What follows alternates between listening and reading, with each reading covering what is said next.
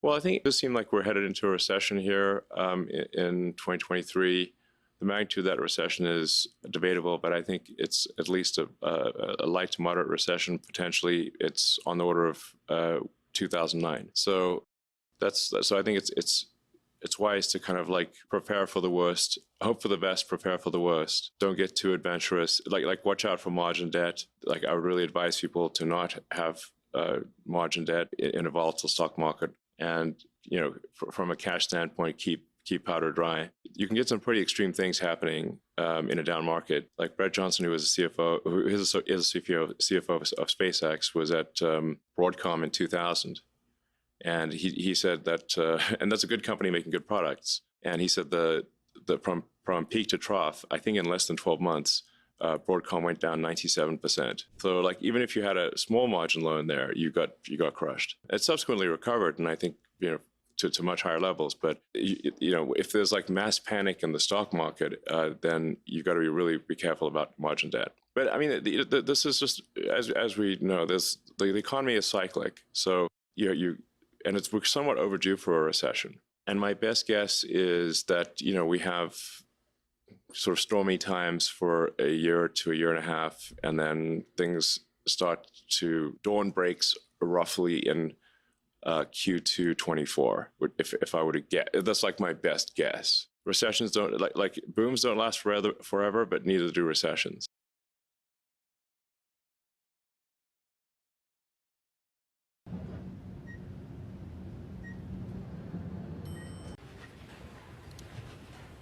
Other people do most of the decorating of the office, so various things come in.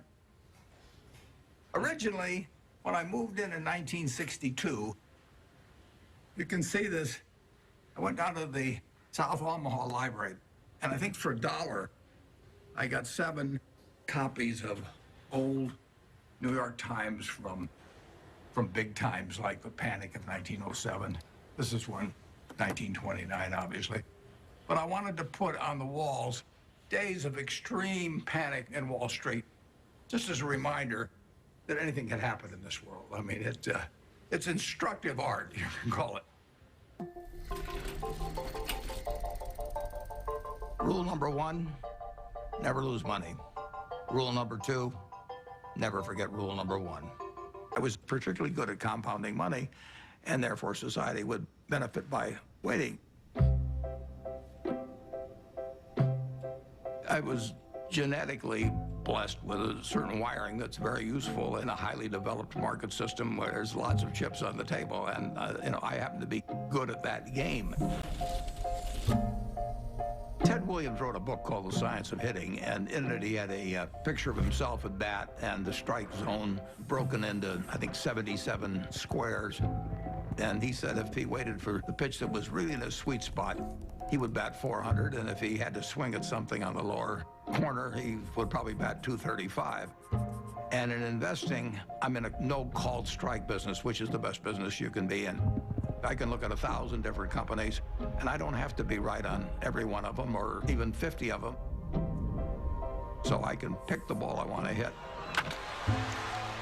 And the trick in investing is just to sit there and watch pitch after pitch go by and wait for the one right in your sweet spot. And if people are yelling, swing you bum, ignore them.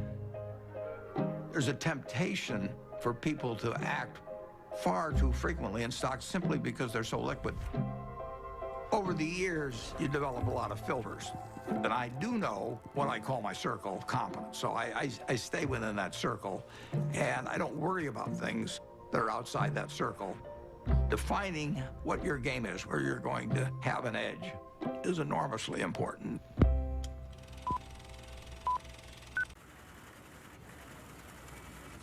If you're emotional about investment, you're not going to do well.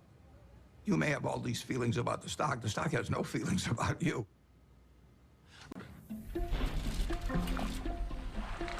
We have a company called See's Candy out on the West Coast. See's Candy is boxed chocolates. If you give a box of See's chocolates to your girlfriend on the first date and she kisses you, we own you. You know, I mean, we can raise the price tomorrow and you'll buy the same box. You're not going to fool around with success. So the key there is the response. You do not want to go home on Valentine's Day and say to your wife or your sweetheart, preferably they're the same person, you don't say, here, honey, I took the low bid. It doesn't work. Price is, to a degree, is immaterial. If you've got an economic castle, people are going to come and want to take that castle away from you. And you better have a strong moat. You better have a knight in the castle that knows what he's doing. You're not buying an asset. You're buying a name. You're buying a brand. You're buying a real franchise here.